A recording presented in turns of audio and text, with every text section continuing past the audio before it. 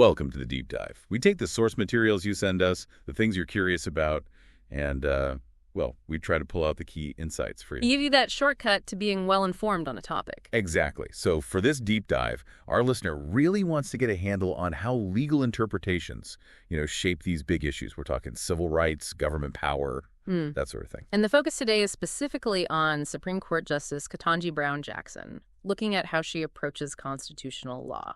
Right. And we've got a mix of sources you provided, news articles from places like Balls and Strikes, The Federalist, Newsweek, Reason, Washington Examiner. The Nevada Independent, E! News. Also some opinion pieces like from Politico and analytical briefings too. A good spread. A real mix.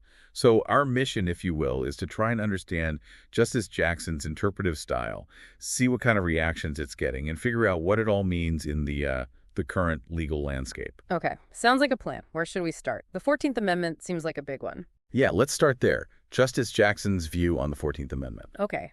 So what really jumps out from the sources, looking at her statements, is this really strong emphasis on historical context. Right. She sees the amendment fundamentally as a race-conscious effort. That's a key phrase. And she said something specific during the Merrill v. Milligan arguments. She did, very directly. She said, quote, "The entire point of the 14th Amendment was to secure the rights of freed slaves.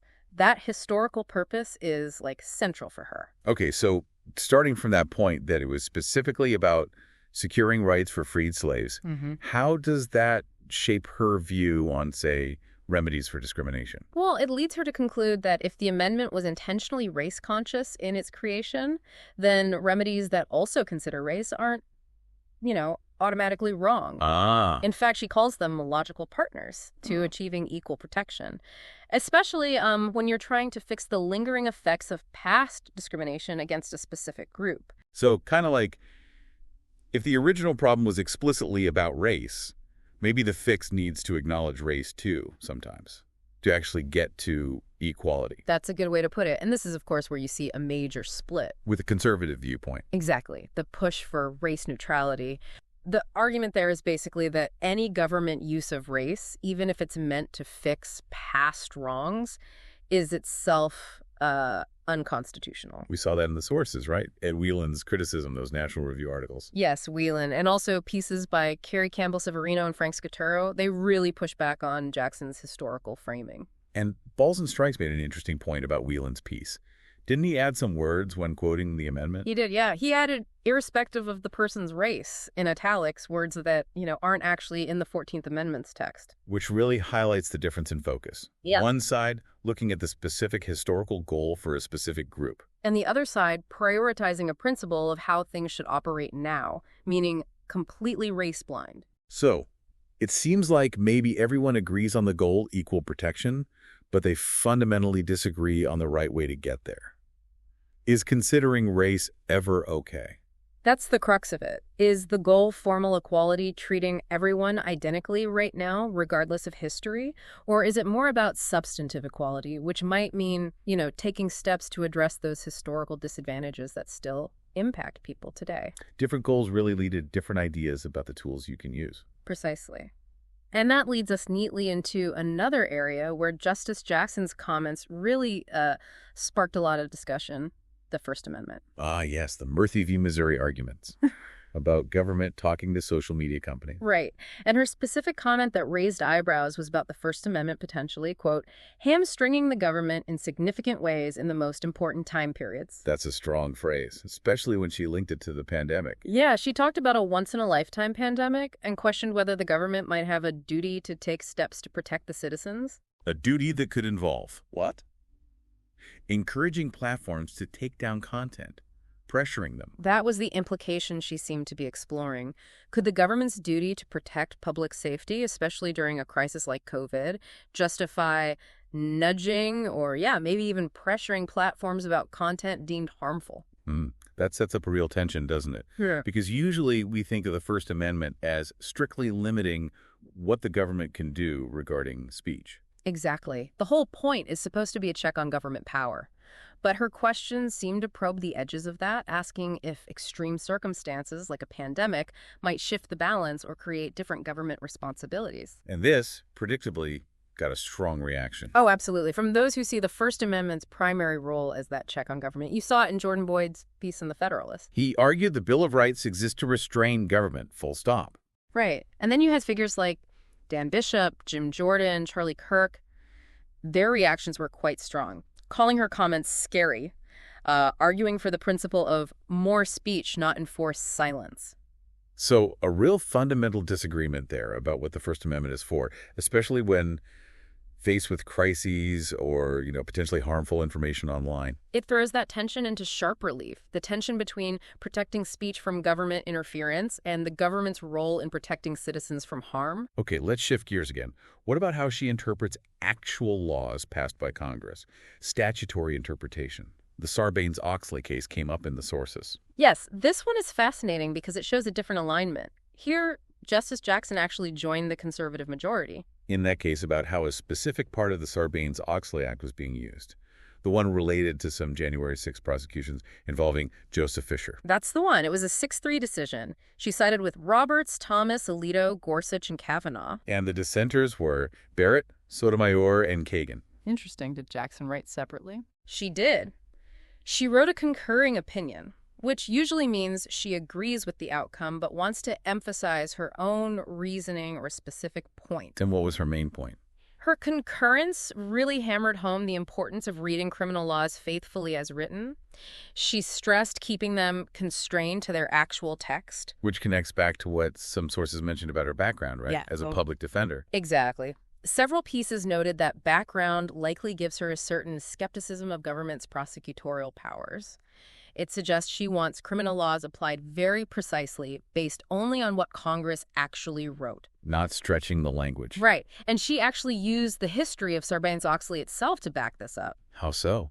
Well, she pointed out, the law was passed right after the Enron scandal. It was very focused on things like shredding documents, altering records. Financial fraud stuff.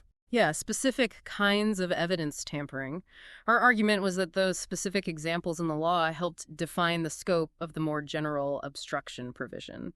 She didn't think Congress clearly intended to create some super broad catch-all crime of obstructing any official proceeding in any way. Which led to that narrower interpretation. The narrower reading of that specific provision, yes. And Attorney General Merrick Garland wasn't happy about that. No, Reason magazine reported he expressed disappointment, noting the decision could impact hundreds of such cases related to January 6th.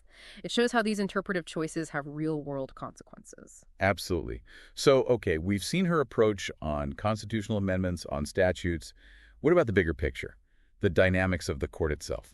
Well, it's definitely not always straightforwardly ideological. That Politico opinion piece we looked at made a really interesting argument about this. The 333 court idea. Sort of, yeah. They used a mathematical analysis, actually, to suggest there are maybe two main axes influencing the justices. Okay, one is the familiar ideological one, liberal to conservative. What's the other? The other axis they identified has to do with what they called institutionalist or consequentialist concerns. Meaning, like how much they worry about upholding precedent or how a ruling will actually play out in the real world or how it affects the court's own standing. Exactly that. Respect for precedent, practical consequences, clarity for lower courts, maintaining the court's legitimacy, things beyond just their pure legal interpretation. And where does Justice Jackson fit in that model, according to the analysis? Generally on the liberal end of the ideology axis, as you'd expect. But interestingly, she was placed lower on that institutionalist scale compared to justices like Roberts, Kavanaugh, and Barrett. Meaning she might be. What? More willing to overturn precedent if she thinks it's wrong, even if it causes disruption.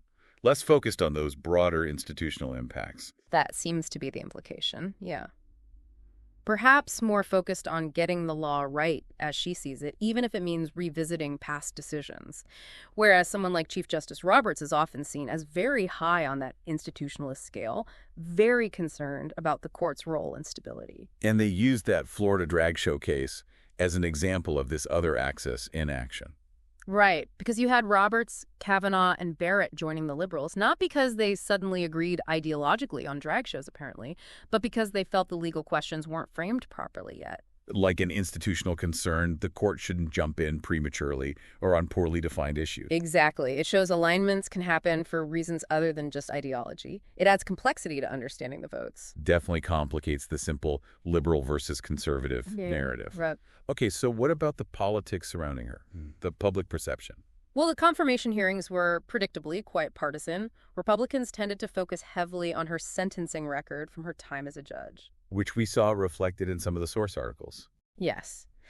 But interestingly, even then, some conservative legal thinkers, like Randy Burnett and Dan McLaughlin, were quoted noting aspects of her approach they actually found somewhat originalist. Meaning focused on the original meaning of the Constitution's text. Yeah, focus on text and history, which is often associated with conservative jurisprudence.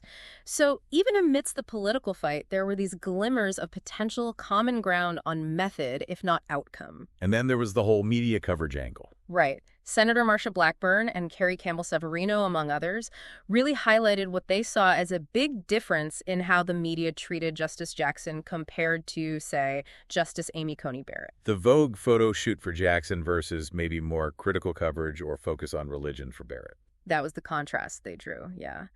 Pointing to it as evidence of, media bias in favor of liberal appointees. It just underscores how polarized these things have become. But it's also worth remembering, as some sources pointed out, that despite all that political noise, right, some of her actual legal approaches, like focusing strictly on the text of criminal statutes or that skepticism of prosecutorial power, those could actually align with certain conservative legal principles. It's not always a simple match between political labels and judicial philosophy on every single issue. There can be unexpected overlaps. So let's try and wrap this up. We've covered a lot of ground based on these sources. What are the main takeaways about Justice Jackson?